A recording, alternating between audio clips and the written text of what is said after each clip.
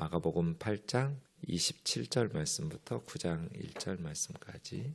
예수와 제자들이 빌립보 가이사라 여러 마을로 나가실새 길에서 제자들에게 물어 이르시되 사람들이 나를 누구라고 하느냐. 제자들이 여짜와 이르되 세례 요한이라 하고 더러는 엘리야 더러는 선지자 중에 하나라 하나이다. 또 물으시되 너희는 나를 누구라 하느냐. 베드로가 대답하여 이르되 주는 그리스도 시인이다 하매 이에 자기의 일을 아무에게도 말하지 말라 경고하시고 인자가 많은 고난을 받고 장로들과 대제사장들과 서기관들에게 버림받아 죽임을 당하고 사흘 만에 살아나야 할 것을 비로소 그들에게 가르치시되 드러내놓고 이 말씀을 하시니 베드로가 예수를 붙들고 항변하매 예수께서 돌이키사 제자들을 보시며 베드로를 꾸짖어 이르시되 사탄아 내 뒤로 물러가라. 내가 하나님의 일을 생각하지 아니하고 도리어 사람의 일을 생각하는도다 하시고 무리와 제자들을 불러 이르시되 누구든지 나를 따라오려거든 자기를 부인하고 자기 십자가를 지고 나를 따를 것이니라. 누구든지 자기 목숨을 구원하고자 하면 잃을 것이요 누구든지 나와 복음을 위하여 자기 목숨을 잃으면 구원하리라. 사람이 만일 온 천하를 얻고도 자기 목숨을 잃으면 무엇이 유익하리요. 사람이 무엇을 주고 자기 목숨과 바꾸겠느냐. 누구든지 이 음란하고 죄 많은 세대에서 나와 내 말을 부끄러워하면 인자도 아버지의 영광으로 거룩한 천사들과 함께 올 때 그 사람을 부끄러워하리라. 또 그들에게 이르시되 내가 진실로 너희에게 이르노니 여기 서 있는 사람 중에는 죽기 전에 하나님의 나라가 권능으로 임하는 것을 볼 자들도 있느니라 하시니라. 아멘. 마가복음은 크게 5부분으로 나눌 수 있습니다. 1장 1절에서 15절까지는 서론 부분입니다. 그리고 1장 16절부터 본론이 시작되는데 북부 갈릴리 사역이 오늘 본문 바로 앞에 있는 8장 26절까지입니다. 그래서 북부 지역에서 사역하셨던 갈릴리 사역이라고 부릅니다. 그리고 오늘 본문이 시작하는 8장 27절에서부터 10장 끝까지 10장 26절까지가 온 더 웨이 본문이라고 합니다. 길 위에서의 본문. 어디를 향해 가는 길이에요? 북부 갈릴리에서 예루살렘을 향해 가는 길이에요. 그 예루살렘에 가면 십자가 사건이 기다리고 있죠. 그래서 이 길 위의 본문은 십자가로의 길이라고 말할 수 있습니다. 그래서 이 본문에는 길에서 노중에서 이런 표현들이 많이 나옵니다. 계속해서 지금 예수님은 예루살렘을 향해 가는 길이라는 것을 본문이 계속 강조하고 있는 것이죠. 이 본문은 제자도에 대한, 그러니까 예수님이 지금 십자가를 향해서 걸어가세요. 그 길은 예수님만 걸어가는 길이 아니라 예수님을 따르고자 하는 자들도 걸어야 될 길이에요. 그래서 오늘 본문에도 아무든지 나를 따라오려거든 자기를 부인하고 자기 십자가를 지고 나를 따를 것이니라. 이런 걸 제자도라고 그래요. 제자의 길.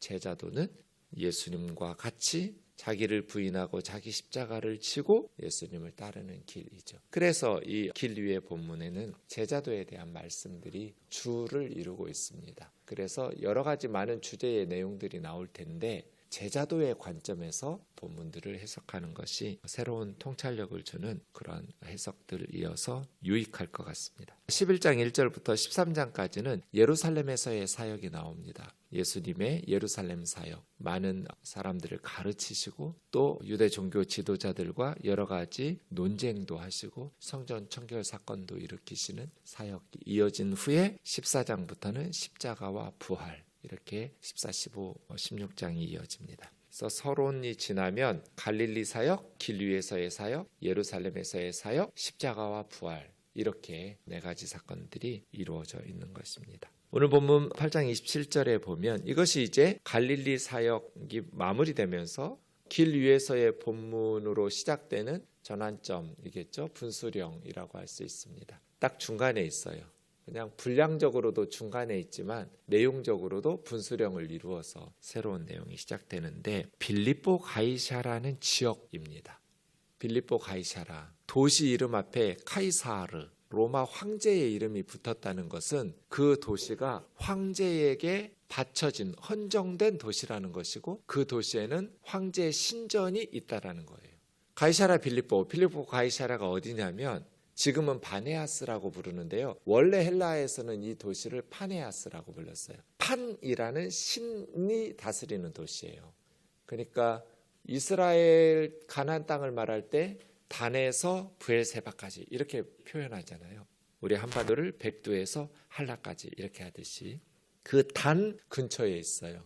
이스라엘 지도를 그릴 때 우리가 갈릴리 호수에서 요단강 그리고 사해 이렇게 그리잖아요. 그 갈릴리 호수 북쪽에 가면 헐몬산이라는 데 있어요. 훌레 호수라는 게 있고요. 거기가 발원지거든요. 헐몬산이. 그 헐몬산 남쪽 기슭에 아주 비옥하고 물이 풍부하고 사람 살기 좋은 도시가 이 바네아스예요. 이 바네아스를 주전 20년에 아우구스투스 로마 황제가 헤롯 대왕에게 선물로 주었어요.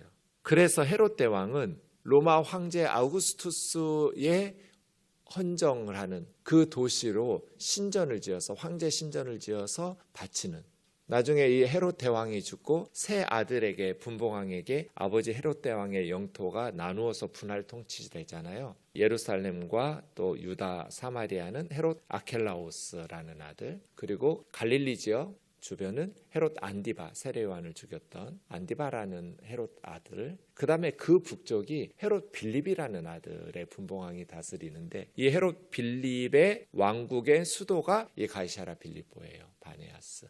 그러니까 매우 중요한 도시죠. 거기서 예수님께서 그러니까 맨 북쪽 끝에서 예루살렘을 향해 길 위에 본문을 시작하는 거예요. 남쪽으로 계속해서 내려오시는 것이죠. 그 황제의 웅장한 신전이 있는 가이사랴 빌립보에서 주님이 세상에서 가장 중요한 질문을 던지세요. 유치원에 다닐 때부터 수많은 문제를 풀죠. 많은 질문들을 받아요. 저는 늘 아이들에게 가르쳐요. 세상에서 가장 중요한 질문이 무엇일까? 세상에서 가장 중요한 질문은 가이사랴 빌립보에서 던진 예수님의 질문이에요. 사람들이 나를 누구라 하느냐? 예수가 누구냐? 세 가지로 대답했어요. 세례 요한이라 하기도 하고요.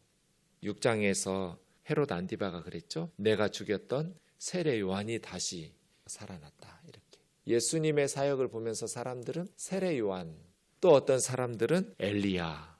말라기 4장 5절에 보면 여호와의 크고 두려운 날이 이르기 전에 선지자 엘리야를 먼저 보내시겠다고 하나님 예언하셨죠. 그 선지자 엘리야, 메시아 사역에 앞서서 길을 예비하는 세례 요한이 선지 엘리야거든요. 어떤 사람들은 예수님을 그 엘리야, 말라기 선지자가 예언했던 엘리야라고도 하기도 하고요. 더러는 선지자 중에 하나라고 하더이다. 선지자 중에 하나. 정답이에요? 오답이에요? 다 틀렸어요. 예수님은 세례 요한의 환생도 아니고 엘리야도 아니고 선지자 중에 하나도 아니에요. 그렇죠? 놀라운 게 있어요. 그렇게 많은 예수님의 말씀 설교를 듣고 그렇게 많은 예수님의 기적과 치유와 이러한 역사들을 경험했는데 사람들이 예수님을 메시아인 줄 몰랐다는 거예요. 마가복음에 보면 1장 24절, 3장 11절, 5장 7절 세 번이나 귀신들도 예수님은 하나님의 그리스도라고 귀신들도 아는데 사람들이 몰랐어요. 이제 공생의 마지막이잖아요. 이제 가이사랴 빌립보에서부터 예루살렘까지 예수님 마지막 여행이에요. 예루살렘에 도착하시면 십자가에서 죽임을 당하시니까요. 3년여 동안 공생의 동안에 그렇게 예수님은 말씀을 가르치셨거든요. 그런데 사람들이 세례 요한, 엘리야, 선지자 중에 하나라고 말해요. 아는 것 같은데 제대로 아는 사람이 없는 거죠. 2000년 전에만 그래요? 현대인들도 그래요. 현대인들도 예수님이 누구인지 안다고 생각하지만 몰라요. 수많은 책들을 읽고 수많은 인터넷의 기사들을 읽고 수많은 정보들을 가지고 있지만 예수님이 누구인지 제대로 아는 사람들이 별로 없어요. 현대인들도 마찬가지예요. 그런데 이것이 왜 중요해요? 요한복음 17장 3절에 있는 것처럼 영생은 유일하신 참 하나님과 그가 보내신 자 예수 그리스도를 아는 것, 알아야 믿죠. 믿음은 언제 생기냐면 예수님이 누구인지 알게 될 때 생겨요. 예수님을 제대로 알지 못하고 바른 믿음이 생길 수가 없잖아요. 그래서 영생이 곧 유일하신 참 하나님과 그가 보내신 자 예수 그리스도를 아는 것이거든요. 그런데 사람들이 세례 요한, 엘리야, 선지자 중에 하나, 교회 안에 있는 사람들은 어떨까? 예수님을 바르게 할까? 그래서 예수님이 너희는 나를 누구라고 하느냐고 제자들에게 묻죠. 그때 베드로가 주는 그리스도십니다. 정답이에요. 예수님은 세례 요한이나 엘리야나 선지자 중에 한 분이 아니라 위대한 종교 찬시자나 인류의 스승 원수까지 사랑하라고 말씀하신 그러한 인류의 스승 중에 한 분, 성인 중에 한 분이 아니에요.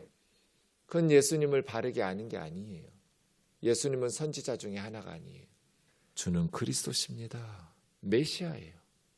그리스도예요. 베드로의 대답은 50점쯤 줄 것 같아요, 저는. 왜냐하면 말은 정답이에요. 그리스도시죠. 근데 베드로가 주님이 그리스도십니다, 메시아이십니다라고 말한 뜻이 틀렸어요. 베드로가 생각한 그리스도는 어떤 그리스도예요?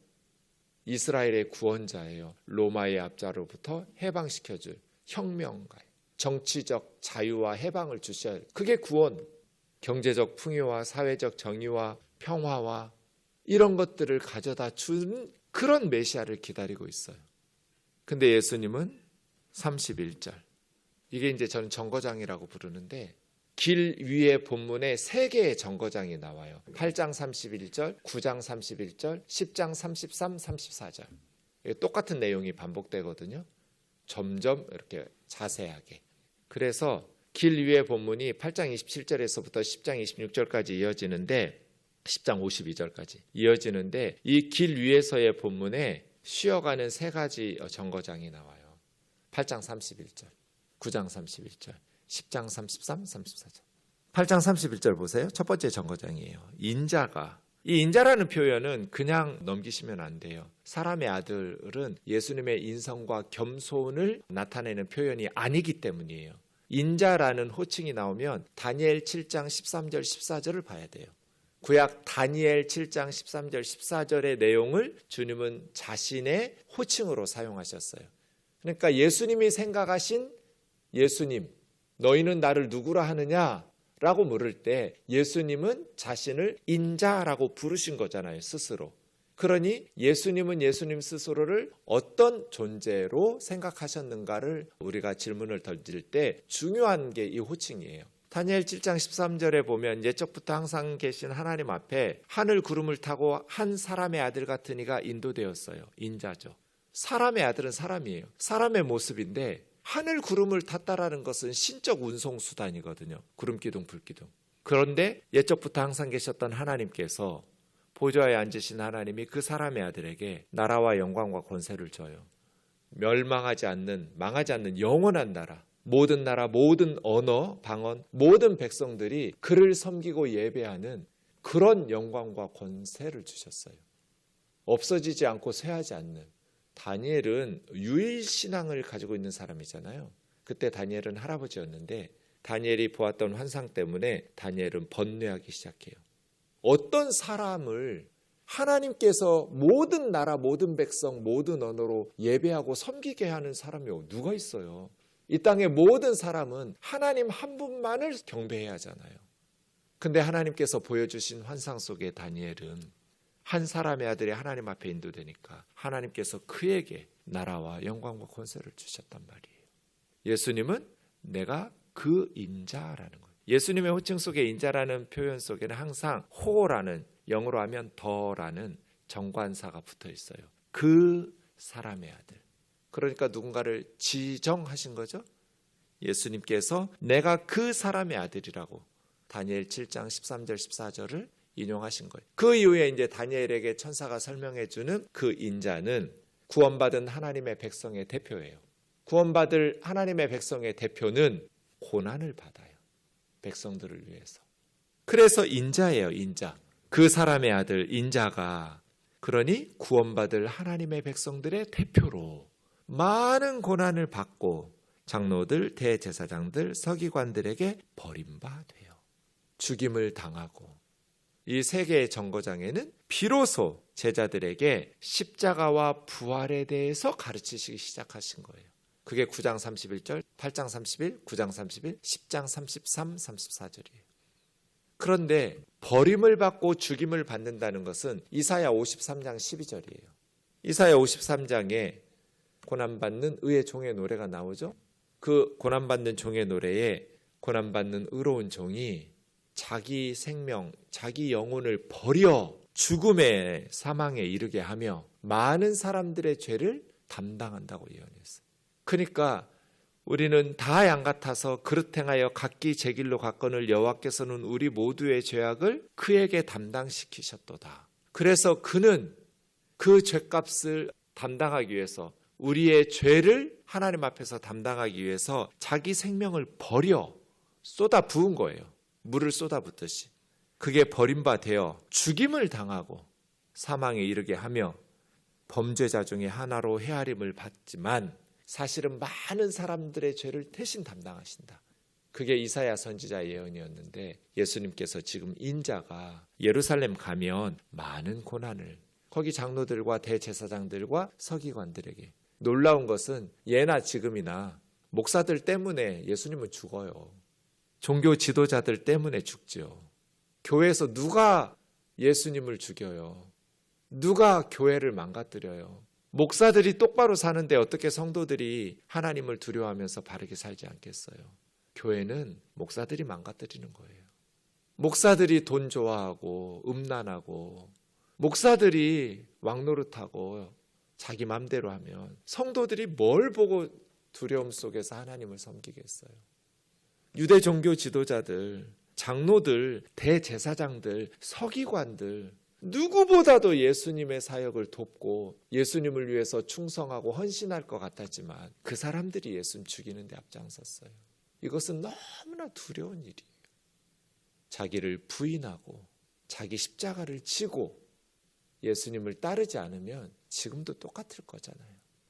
자기를 부인하라는 것은 자기 중심적인 삶에서 하나님 중심적인 삶으로 바꾸라는 거잖아요. 자기의 욕망과 자기의 욕심을 내려놓고 자기를 시인하고 긍정하고 교만하지 말란 뜻이잖아요. 자기 십자가를 지라는 것은 죽으란 뜻이에요.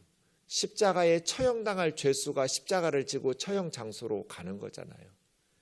이 두 가지를 가져야만 제자의 길을 걸을 수 있어요. 자기를 부인하는 것, 끊임없이 자기를 부인하는, 자기를 쳐서 복종시키고 자신과 싸워서 자신의 욕망을 가지고 하나님의 일을 하려고 하지 않는 자기 부인의 삶이 날마다 지속돼야죠.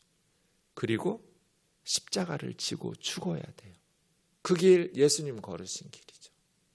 그랬더니 32절에 드러내놓고 말씀하시니 베드로가 예수님을 붙들고 항변하며, 32절에 항변하다라는 말하고 33절에 꾸짖어 이르시되, 꾸짖다는 단어하고 원어는 똑같아요. 에피티마오, 꾸짖다는 거예요. 한글 성경은 다른 단어로 번역했는데요, 원어로는 같은 단어예요. 에피티마오, 꾸짖다, 책망하다, 강하게 반대하고 항변하는 거예요. 베드로가 예수님을 꾸짖었다고 말하기 좀 그러니까 항변하며 이렇게 번역한 거죠. 베드로, 그래서 제가 50점짜리라는 거예요. 정답이에요. 주는 그리스도십니다. 정답. 근데 그리스도라는 베드로의 신앙 고백에 담긴 베드로의 그 그리스도라는 의미가 틀린 거예요. 사탄아 내 뒤로 물러가라. 너 하나님의 일을 생각하지 않고 사람의 일을 생각한다. 그래서 말은 정답인데 베드로의 생각은 오답인 거죠. 베드로가 생각한 것은 정치적인 해방과 경제적 풍요와 이런, 그게 구원이라고 생각한 거죠. 근데 주님이 생각한 것은 31절이거든요. 구원받을 하나님의 백성들의 죄를 대신해서 십자가에 죽임을 당하시는, 그리고 사흘 만에 부활하신 그런 그리스도거든요. 선지자들이 예언했던, 이사야 선지자가 노래했던, 자기 영혼을 버려 사망에 이르게 하고 죄인 중에 하나로 헤아림을 받는, 그러나 실상은 많은 사람들의 죄를 담당하고 우리를 위해서 기도해 주셨던 고난받는 그리스도, 이것이 진짜 그리스도의 사역이고 구원의 역사이거든요. 그래야 정치적 해방도 경제적 풍요도 사회적 공의와 평화도 이루어지는 거거든요. 그것 자체가 구원이 아니에요. 예수님은 그런 식의 구원을 제자들에게 주지 않았어요. 그래서 너희도 나를 따르려면 자기 부인하고 자기 십자가를 지고 나를 따르라는 거예요. 빅톨 위고의 93라는 유명한 소설이 있어요. 거기 프랑스 혁명 직후에 나오는 스토리인데요. 병사들이 숲을 지나가다가 한 엄마와 세 아들이 굶주림에 쓰러져 있는 것을 봐요. 불쌍히 여긴 병사가 빵 한 덩어리를 주었어요. 엄마가 그 빵을 받아서 어떻게 했을까요? 3등분해서 아들들에게 먹였어요. 그 모습을 보면서 부하가 빵을 주었던 상관에게 물어요. 저 엄마는 배고프지 않은가 보죠? 상사가 뭐라고 대답했을까요? 배고프지 않은 게 아니라 엄마이기 때문이다. 저는 이 정거장의 말씀들을 볼 때마다 빅토리 후고의 93가 생각이 나요. 예수님이라고 벌거벗겨서 못 박히는 게 수치스럽지 않았을까요? 고통스럽지 않았을까요? 힘들었겠죠. 수치스럽지 않은 게 아니라, 고통스럽지 않은 게 아니라 그리스도이기 때문이죠. 우리는 어떤 그리스도의 제자인가? 기도하겠습니다. 사랑하는 하나님 아버지, 웅장한 황제의 신전이 있었던 빌립보 가이사라에서 너희는 나를 누구냐고 예수님 물으셨습니다. 누가 구원자냐? 누가 왕이냐? 웅장한 신전에서 사람들의 경배를 받는 로마 황제가 아니라 갈릴리의 비천한 자 나를 따르거라. 많은 사람들의 죄를 위해서 십자가에서 죽임을 당하는, 자기를 부인하고 자기 십자가를 치고 골고다에 오르는 나를 따르라. 그 구원의 길, 이 땅에 참된 생명을 주는 복음의 길을 걸어가게 하옵소서. 우리 우면동 교회가 그러한 예수님의 제자들로 충만한 하나님의 역사들을, 생명의 열매들을 맺어가게 하옵소서. 예수님의 이름으로 기도하옵나이다. 아멘.